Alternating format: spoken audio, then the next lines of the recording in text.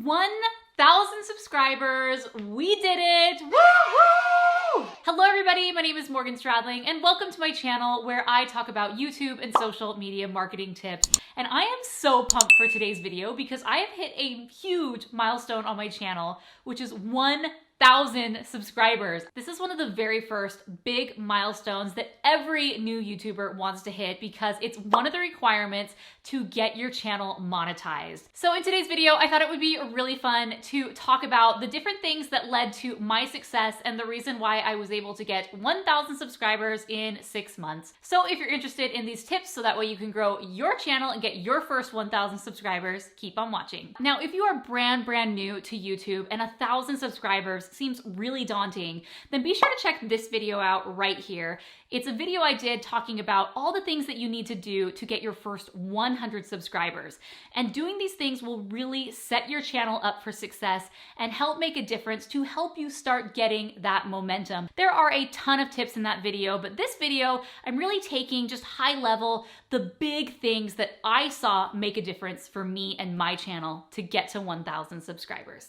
So I uploaded my first video on October 18th, 2020, and I got my 1,000th subscriber on April 13th, 2020. Now, some people actually hit their first 1,000 relatively quickly, much shorter than this, and other people it takes much longer. But it really doesn't matter how long it takes, it's still a grind because when you are brand new, nobody wants to follow you because you're a nobody. Who wants to subscribe to a nobody? So those first 1,000 subscribers really do mean a lot because they were the ones that took a chance on someone small. As you get bigger and you get 10,000, 50,000, 100,000, or 1,000,000 plus, it's easier for people to subscribe because the social proof is there.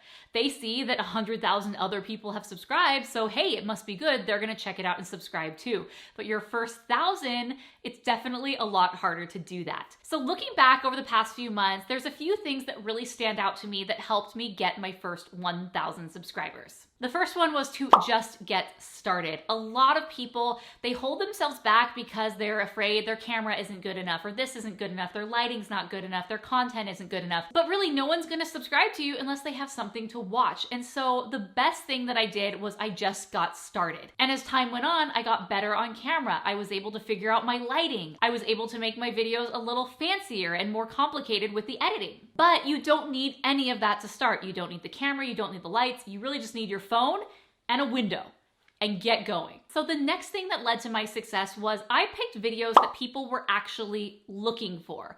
My very first video, How to Win Instagram Giveaways, was one that people in my audience, my friends and family, had been asking me to do forever.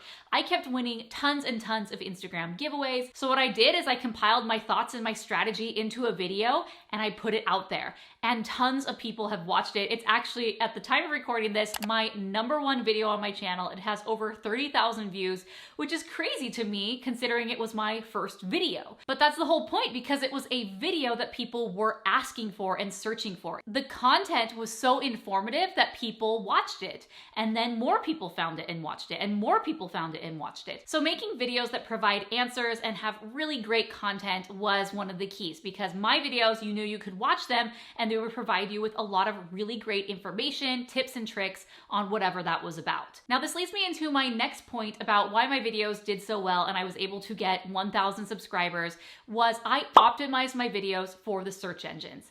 YouTube is the #2 search engine in the world. And while a lot of people go there and they follow their favorite people and they're subscribed to all sorts of channels, the majority of people go to YouTube because they have a question and YouTube provides an answer. So if you optimize your videos for the YouTube search engine, there is a higher chance that your video is going to show up in the search results when someone is typing that search query. So I made sure that all of my videos were optimized so Google knew what my video was about. I knew that as a new YouTuber with less than 1,000 subscribers, YouTube wasn't going to put me at the top of the search results because I was a nobody.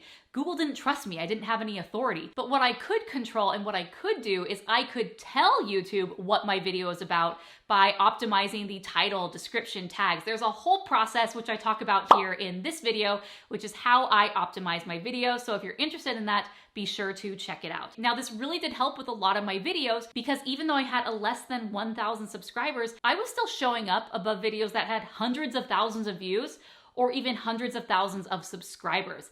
And that's simply because my content was great and I optimized the video for search, while those other videos weren't necessarily optimized, and so I was able to get a leg up on them. Two of my videos that really stand out for this is obviously the how to win Instagram giveaways.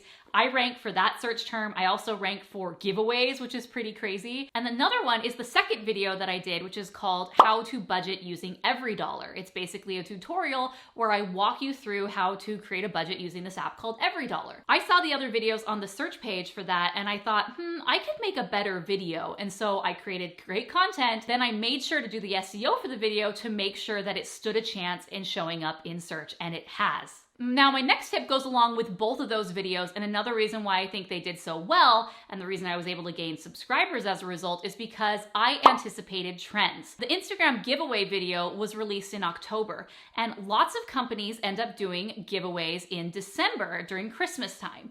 And so in December, there was a huge spike of people searching how to win Instagram giveaways because they wanted to win. And since my video had already been established for a few months on the search page and in YouTube, my page showed up, and as a result, I was able to ride that wave of the new searches that were coming in. The exact same thing happened with my budgeting video. I released that video in October and it did so bad for the first few months, like crickets. And I was so sad because I was like, man, I really thought this video was going to do well.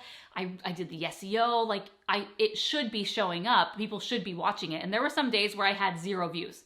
Like 1 or 2 people were watching it. It was embarrassing. So I kind of just wrote it off until January, when people's New Year's resolutions were happening. People wanted to start saving money, get out of debt, and people started searching how to budget. And finally, my video was able to get more views that way. And as a result, I've been able to get more subscribers because my video provided them value. Now, if I would have done each one of these videos and released them in the months where the spike was going to happen, I probably wouldn't have stood a chance and my videos wouldn't have been showing up. So in addition to providing great content, you have to anticipate and release that content ahead of time before the big trend hits. So the next thing I did with my videos is I was consistent in releasing new videos.